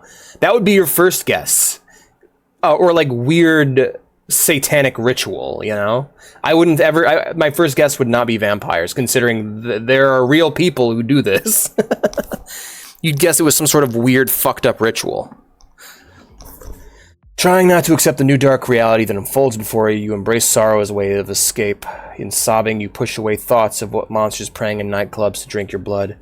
After a few interminable and bitter minutes, your mind comes to, articulating the only logical thought. Dude, man, I hope Diane finds him, because if Diana finds him, he's like, yo, we got these fuckers. This is a huge Masquerade violation. They are not allowed to do this shit. I have to get out of here. Get help. As you turn around, two dark figures block your exit. The couple in suits. It's wine glasses and blood, I think it. Fair enough. Hello, little lamb. Going somewhere. Hello, little lamb. Going somewhere. Primal fear grips you as you look into the bright eyes of the smiling couple. You are able to clearly see their fangs, long and sharp. There is no strength left in you to deny the obvious. Vampires. Yes. Yes, and the wrong kind, too. In the blink of an eye, the woman is immediately in front of you, and with impossible speed grabs you by the collar of your shirt. Lights out. Your whole body shoots out as if you were a rag doll, thrown violently against the wall. You feel how the blow has shattered all your bones, perforated some organ, and above all, you feel how there is no way out. With your last breath, you let out a cry of pain. You are going to die here, Zach Riley. Before your consciousness finishes fading away in a cloud of pain, you see how the man pulls out his cell phone, and holding it up to his face, he says, "We are in position.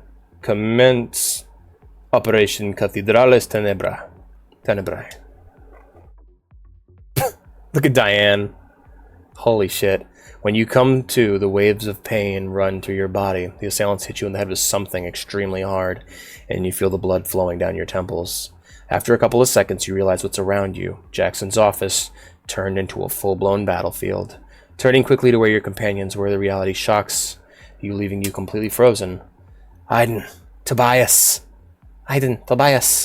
Slowly getting up, the whole world is spinning around you. The pain is indescribable, and you know that if you don't feed, you will die, just like everyone else around you. Luckily, we got like a bathtub full of blood upstairs, so you're gonna be okay.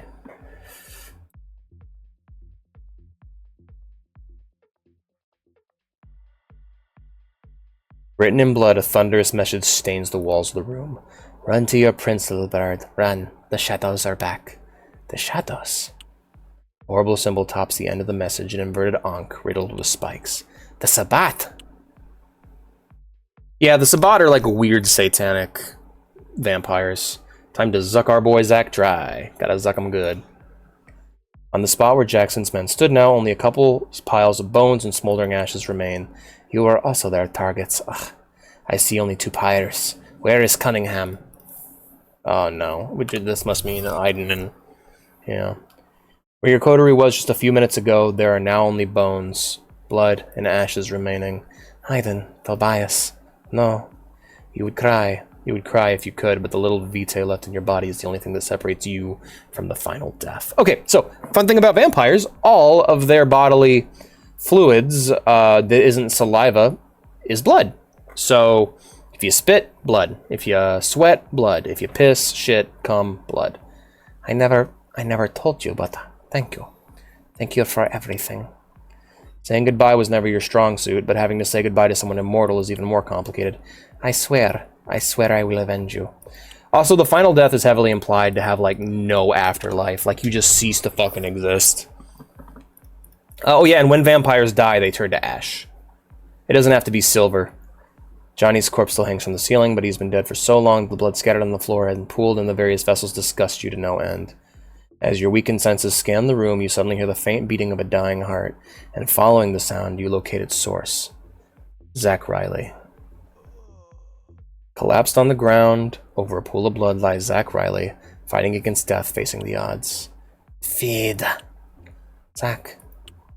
Feed! Diane's in her voice. Feed! I am so sorry. Reaching for the man's neck, you sink your fangs into his jugular and drink with relish. Slowly, Meiji! If only there was another source of blood in the room! With each slow sip, you notice one less heartbeat. Go on, go! Go! He's dead anyway! Jesus.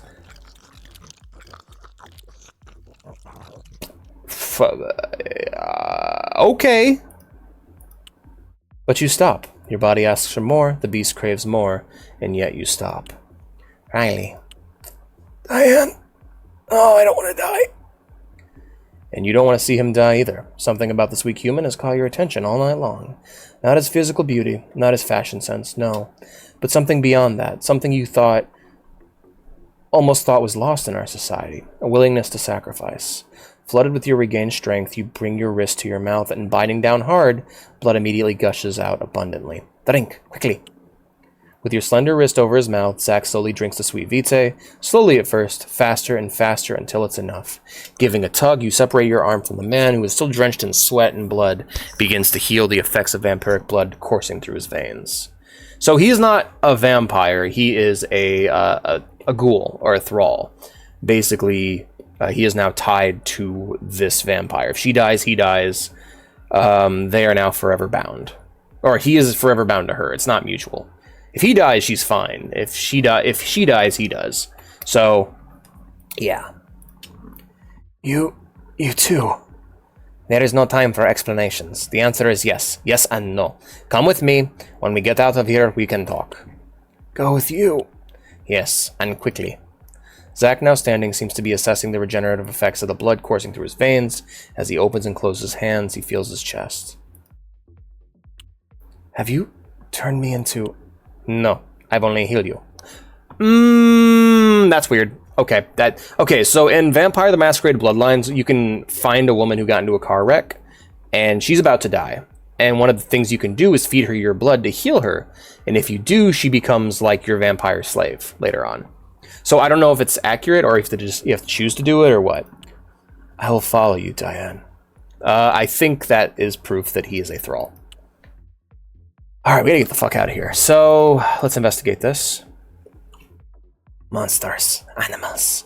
Not all of us are like this. This is despicable. Oh, God. I'm so sorry. Johnny, can't you do anything for him? I'm afraid not.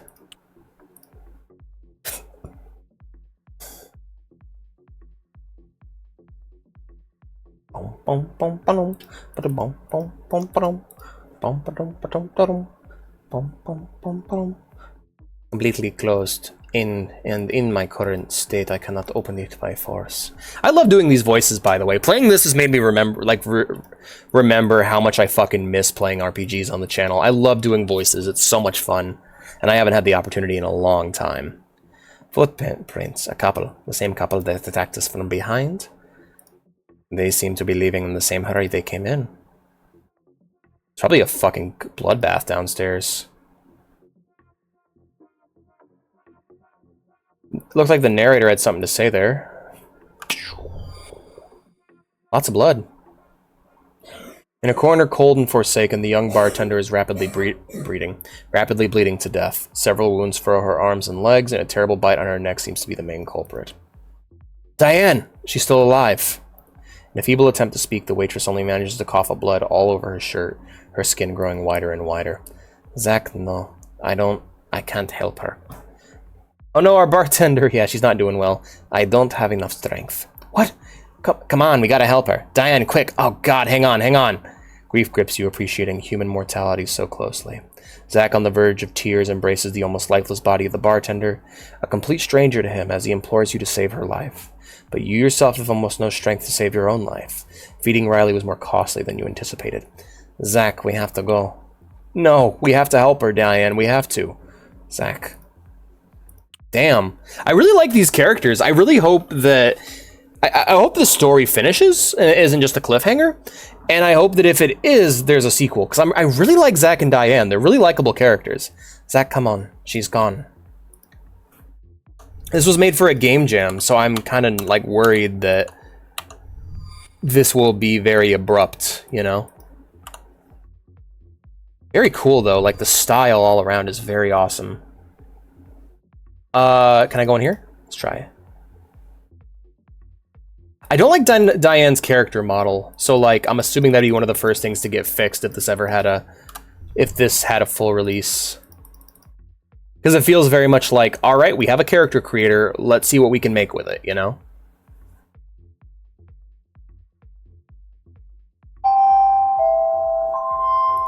It's my 6:30. Why do I have an alarm set for 6:30? What the hell's that for?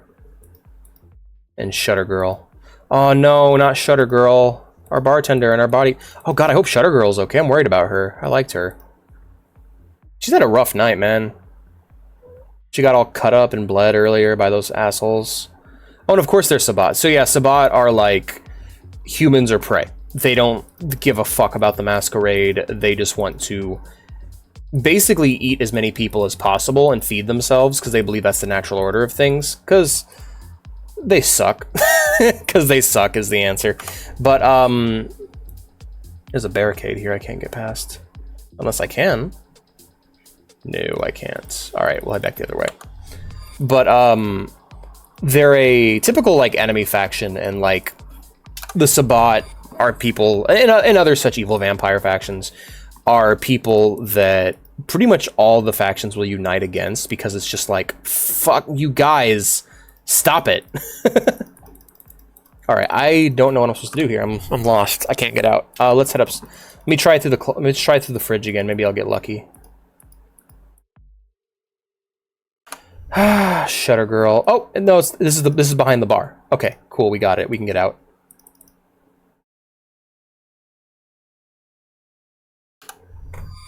Let's investigate this body.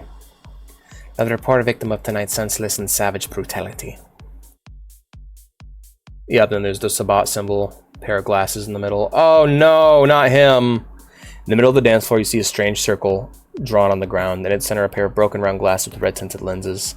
A Tremere ritual, a portal of some kind. Apparently it took several kindred along the way, as well as a few humans. Might have something. Oh, yeah, that might be a good idea. I'll check it out. You never know what it's going to have now that I know items are in play.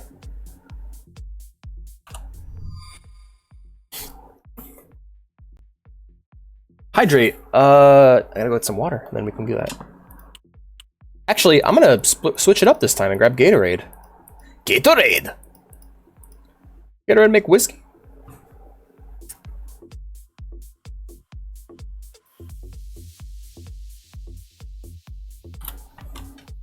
I think the scariest game we played tonight was Lacey's Wardrobe.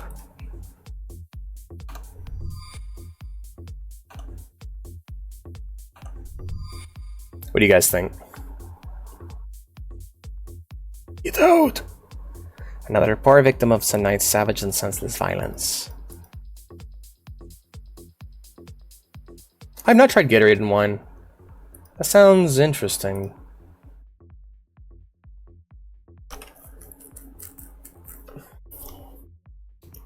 When you finally set foot outside the Heartless, where the carnage took place, the cold rain greets you mercilessly. Diane, we have to get help. Call the police. Don't worry, they'll be around. But they're not going to help us as much as others. Others? I'm so sorry, Zach. I really am, but you're coming with me. Suddenly, Zach's breathing became even more irregular. What? Why are you sorry? Because your life as you knew it comes to an end tonight, and it's all my fault. But I would have died without your help, and now you wouldn't be involved in any of this. There are nights where I really wish I had nothing to do with any of this, but... Biting your lip, you stifle those useless feelings that you were clutching in your chest since you were human. We have to go back to my sire, Gabriel. He knows what to do next. Your sire? Yes, the one who turned me. My father, if you want to hear it in closer terms. But we have to go now. I'll follow you. Zach, really, this is going to be very hard to hear, but you can't go back to your old life. Do you understand me? No, I don't understand you, but I would follow you to death. Yeah, the dude's totally a thrall at this point. That sucks. Yeah, for real. Best atmosphere goes to Liquidators. Scariest game, Lily. Worst game? I don't know. The most disappointing game, I can say without a doubt, was Rental. It was nothing like what I was expecting. Very it was a pixel hunt. It was just a pixel hunt. There was no threat from the enemy in the game. It wasn't that scary. It was cute. I like the aesthetic. I like to think he's a thrall, because being a huge simp like this would be really embarrassing. You know it's not real. You know the effect of your Toreador. You know it's not real. You know it's the effect of your Toreador Vitae coursing through his veins. You know that when it wears off, he'll try to abandon you like so many others, and yet you can't help painful smile. Cursed be the dreams and the hopes. Cursed be all those who try to destroy them likewise. Aiden, Tobias.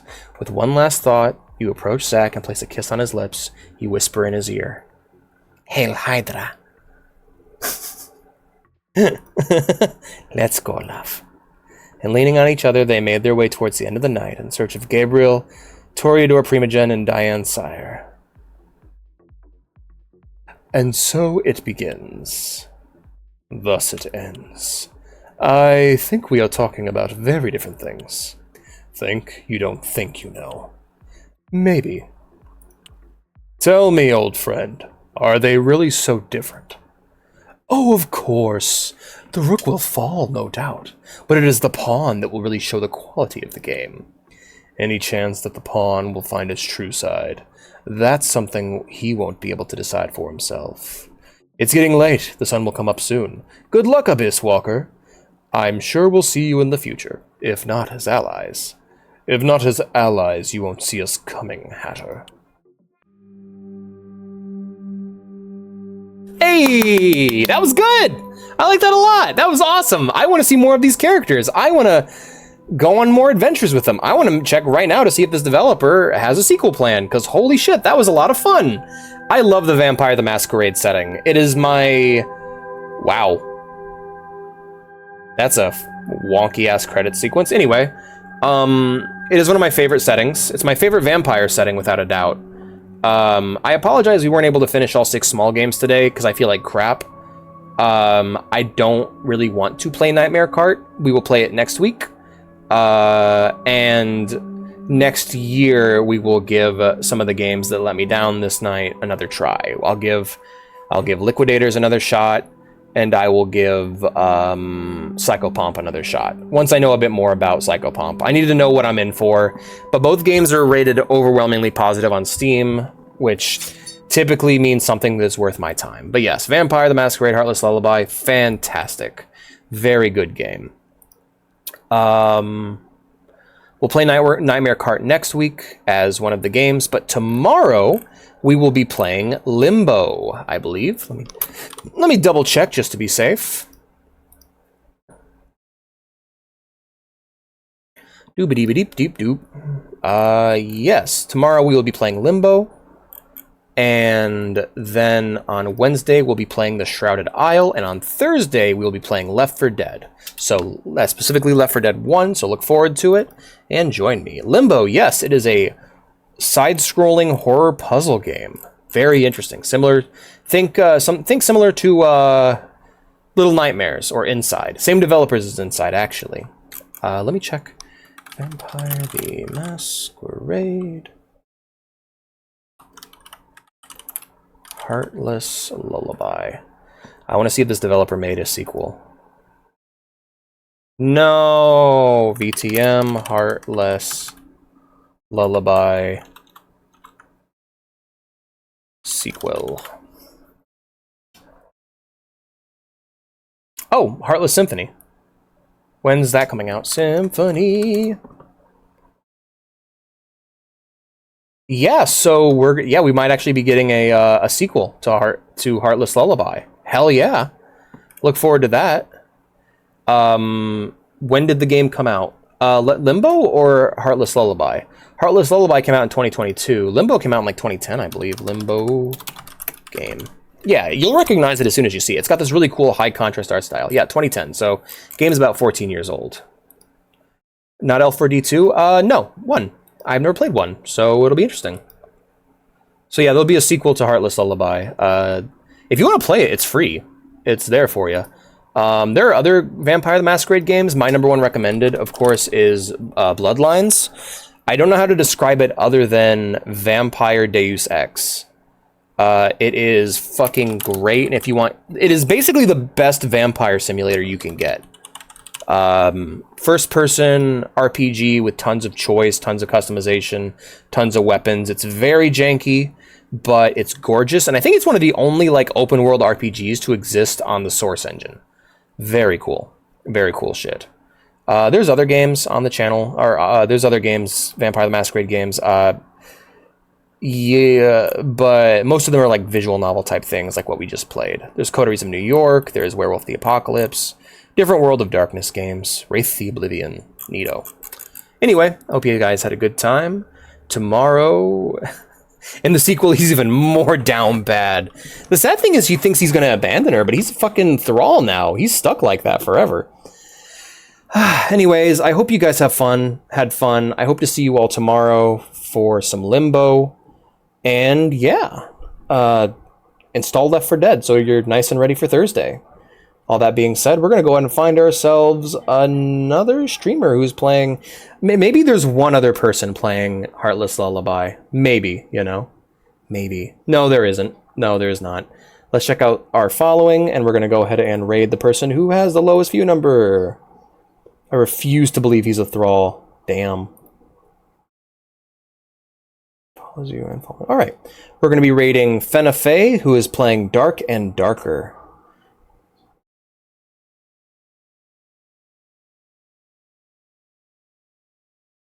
I will see you all tomorrow. Good night, everyone.